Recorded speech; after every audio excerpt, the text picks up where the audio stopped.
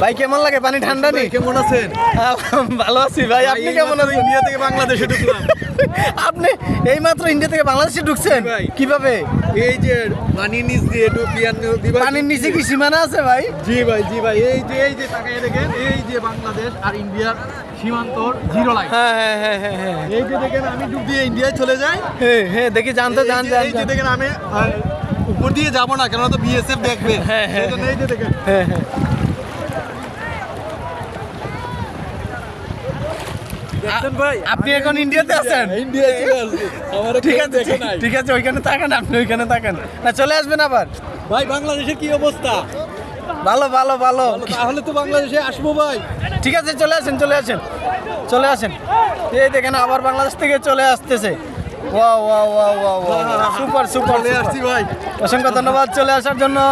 তো সবাই বলবেন ভিডিওটা কেমন হয়েছে? দর্শক আসলে এই জাফলং আসার মূল আনন্দের স্থানটি হচ্ছে এই পিয়ান নদীর স্বচ্ছ পানিতে যদি স্নান না করেন তাহলে জাফলংয়ে আসাটা একদম বৃথা।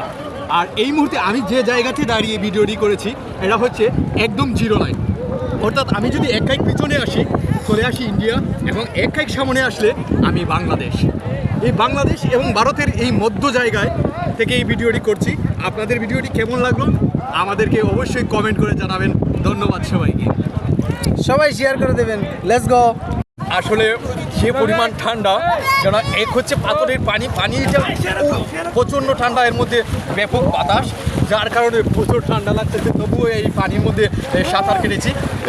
আর আপনাদেরকে এই ছোট্ট ভিডিওর মাধ্যমে এই জাফলংয়ের আজকের এই ভিউটা দেখানোর চেষ্টা করেছি। আপনারা অবশ্যই আমাদের ভিডিওটিতে একটু লাইক কমেন্ট করবেন।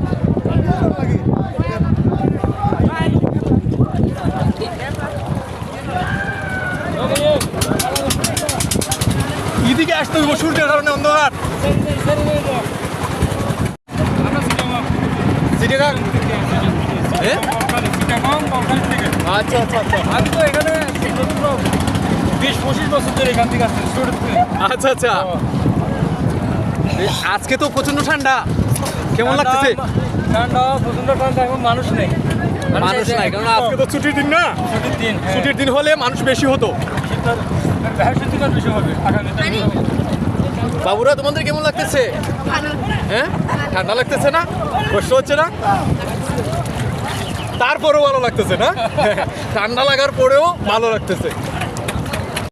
ওই যে আমরা সাঁতার কাটতেছি, এই সাঁতার কাটতেছি আমরা এই স্বচ্ছ পানীয়, এত ঠান্ডা শীতল ঠান্ডা পানির মধ্যে এই বিকালবেলা জাফলংয়ে আমরা সাঁতার কাটতেছি।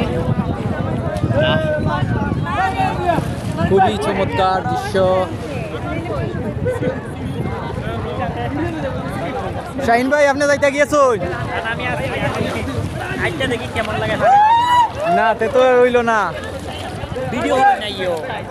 আরে ভাই এখন ছবি তোলার সময় নেই, এখন তো ভিডিও করার কথা। আপনি বাংলাদেশ না ভারত? জাফলং ঘুরতে এসে আজ এই বিকালবেলা এখানে একটু সাঁতার কাটলাম। তারপর প্রচণ্ড বাতাস থাকার কারণে ঠান্ডা লেগে গেছে। এই মুহূর্তে প্রচণ্ড ঠান্ডা, পানিও ঠান্ডা, খুবই বাতাস, তবুও খুব ভালো লাগছে এখানে।